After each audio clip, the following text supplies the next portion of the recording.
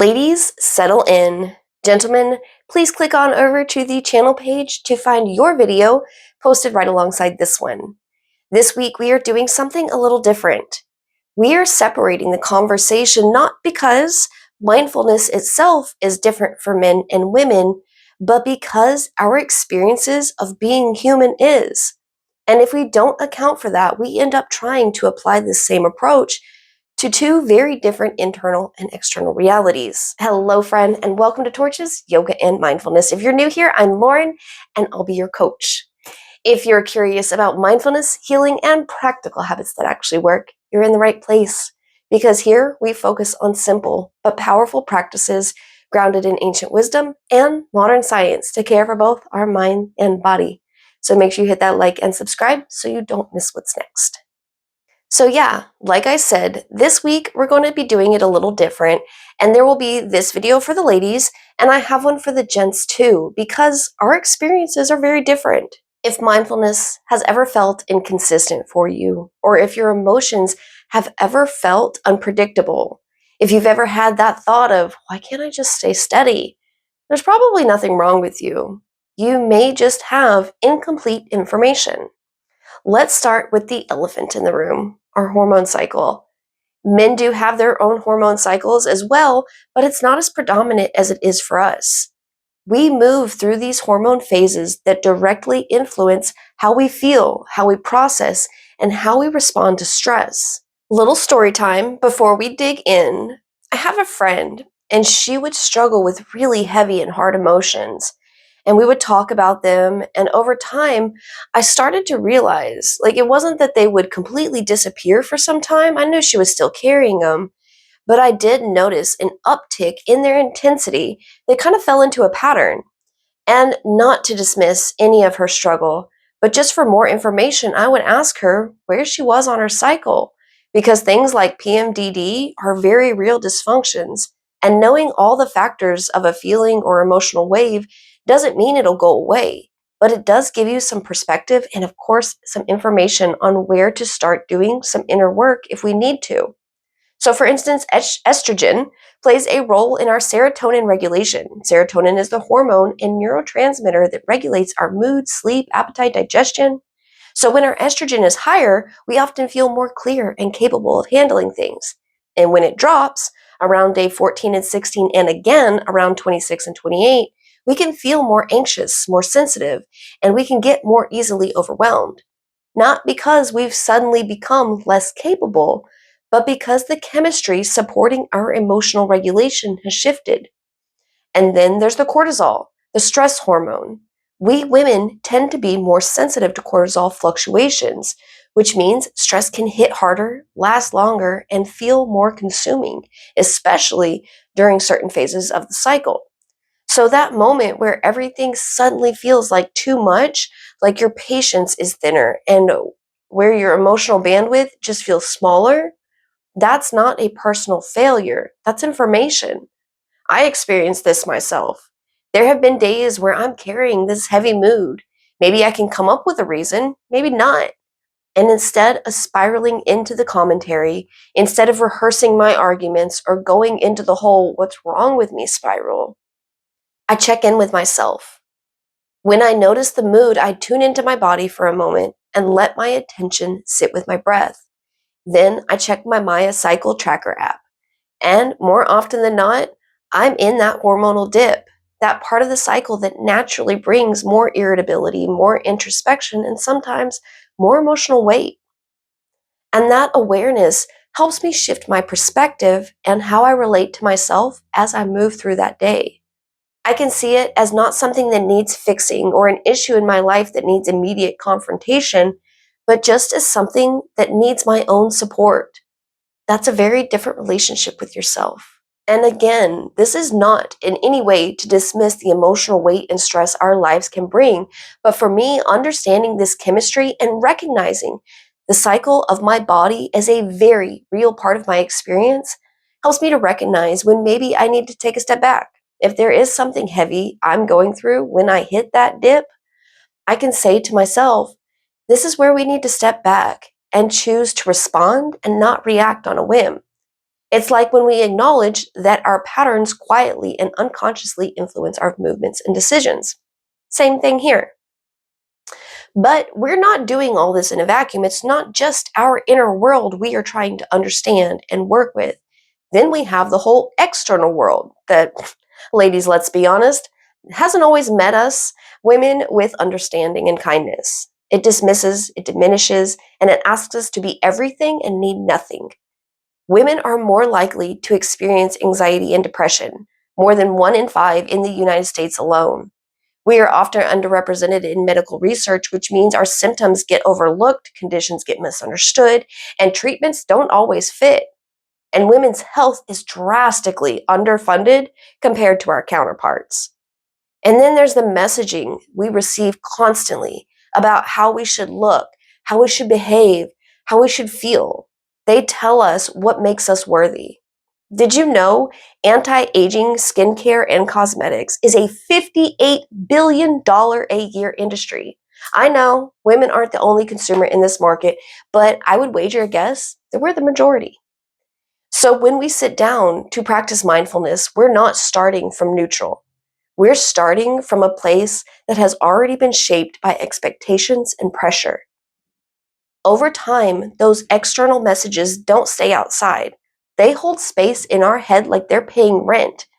They're that voice saying you're overreacting. Am I being too much, too emotional, or should I be handling this better? And when I say these messages we get from society, that makes it seem like it's distant. Like if it was just advertisers and media, maybe we could try to avoid or limit our exposure to it. But anybody else here have that mom who is their biggest critic and hater? I can remember as early as third grade, my mother telling me I couldn't participate in certain school activities because of my weight. Or she would tell me how no man would ever want to marry me because I, a child at the time, ate my spaghetti sloppily. Oh, and I remember she got me color corrector for the dark circles under my eyes in like third or fourth grade. That external social conditioning is ingrained in our lives generations deep. So now when we try to observe our thoughts, we're not just observing neutral mental activity, we're sitting with conditioning, years of it. And this is where mindfulness can start to feel frustrating because it's not just about awareness anymore. It's about what we do with what we have become aware of. Okay, so here I do want to gently challenge something in the mindfulness world. We're often told, and I'm on here saying it too, but we're told to just notice the thought, just observe the feeling, or just bring awareness to it. And awareness is very important. It is one of the keys. But awareness alone is not the full practice, especially for us. Because more often than not, we become aware of our frustration and instantly look for why it's justified or how we can get past it. We notice the anxiety and judge ourselves. Why do I feel this way? Why can't I do this one thing without my chest feeling like it's going to explode? We observe that heavy state, but we immediately judge it and try to fix it instead of understanding or relating to it. So, yeah, we're aware, but we meet it with pressure, comparison, and self correction. And in that moment, mindfulness stops being supportive and becomes another place where we feel like we're just failing. This is why awareness alone is incomplete. If our relationship to that awareness is harsh, we end up reinforcing the very patterns we are trying to heal. It's like we're shining a spotlight on our experiences and then scolding ourselves for what we see in the light. So we shift from just awareness to relationship, to how we hold space for what we notice, to the tone we meet ourselves with, and to the way we respond to our own internal worlds. Because the moment we soften the tone and replace the judgment with curiosity, the moment we say, okay, something is happening here, instead of, why am I like this? That's when mindfulness starts to transform you, not because we're controlling the experience anymore, but because we're relating to them differently. And that difference, that internal relationship, is where women get our power back. Once we shift from simple awareness into relationship, the next question becomes, what kind of relationship? And that is where one of my favorite concepts and practices comes into play, and that is loving kindness. And I don't just mean something poetic or delicate, but as a foundation. Many of us were never taught how to relate to ourselves with warmth. We're taught to self-improve, self-management, and self-discipline, as long as it's in the service of others, of course. But self-kindness, that wasn't part of the curriculum. And self-kindness matters because when we are practicing mindfulness, we are essentially sitting down with our mind and body. And the quality of that relationship determines the quality of our practice. If the relationship is tense, the practice will feel like work. If it's judgmental, we'll feel like we're failing. And if there's impatience, the practice is going to feel like a chore.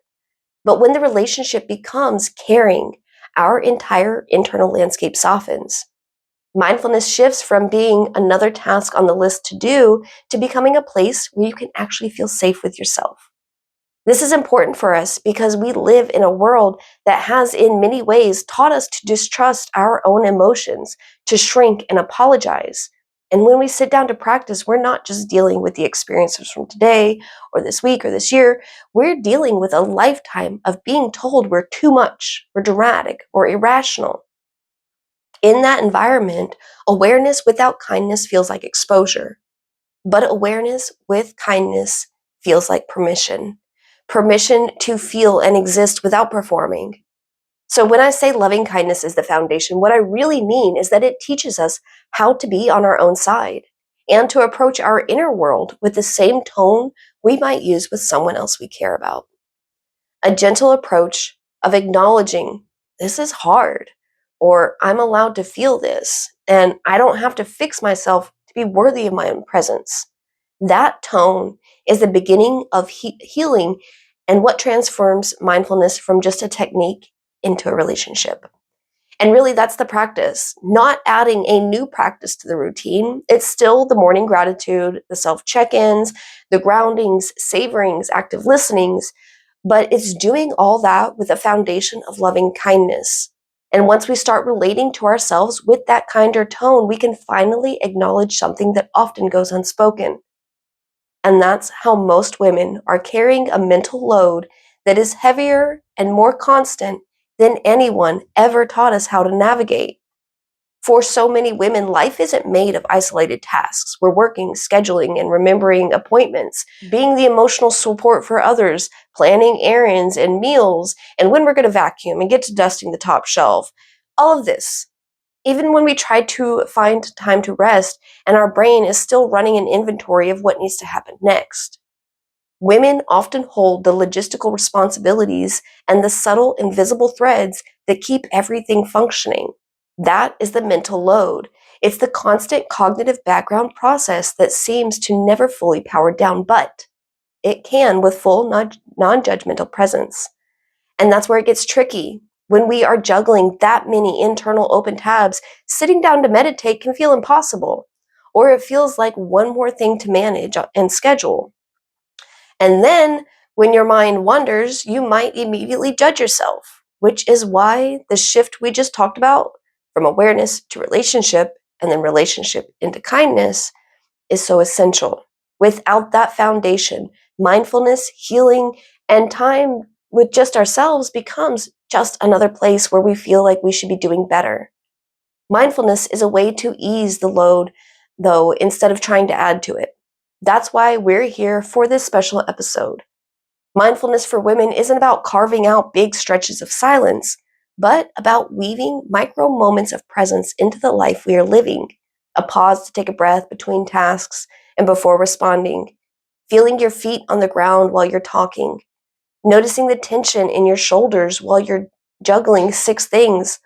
Or letting yourself pause for 10 seconds instead of pushing through on autopilot. These moments don't seem big, but they interrupt the constant mental momentum and train our brain to take breaks from it more often. They create little pockets of clarity where choice can live.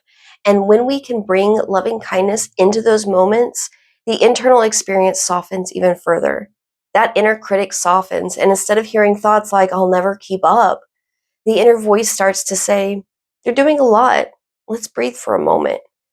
And I don't just mean that we're letting ourselves off the hook, but that tone shifts from fear-based thoughts like I'm always so scattered to true observations with clarity like My mind is full because my life is full. It brings clarity so we can move through the dysregulation instead of getting stuck in it. When the mental load is met with compassion instead of criticism, it becomes something we can move with instead of something that crushes us. All right, my lovely ladies, before we wrap up, I want to leave you with this. Mindfulness doesn't erase the realities we've talked about today. It doesn't magically cancel hormones or rewrite our history. It doesn't remove the pressures we navigate or the roles we hold. What it does do is give us a way to move through all of that with more clarity, grounding, and choice. You are building a relationship with yourself that holds you instead of critiques you. You are learning to understand the patterns of your body naturally cycles through, noticing how the world has shaped your internal voice, and you are choosing moment by moment how you want to show up inside all of that. This isn't about being fine. It's about being informed, supported, and resourced. It's about working with yourself, not against it. And the more awareness you develop, paired with the kinder tone we've talked about, the more your internal landscape begins to shift because you're creating a space where change is possible. Learning to live from the inside out, and that is real strength, real emotional intelligence. So, ladies, what part of your internal or external world feels the hardest to navigate right now? The stress load, expectations, or something entirely different? Let's talk about it in the comments because we grow stronger when we stop pretending we're the only ones carrying these things. Maybe you have a little nugget of wisdom to share or an experience to share that's just the thing another woman needs to hear today. All right, also make sure you stick around this month. We are talking about mindfulness and the self with a capital S. What it is, who we are versus who we've been told to be, and of course, how to connect with all of this. Ladies, thank you so much for sharing a piece of your day with me. Stay present, stay kind to yourself, and I will see you soon.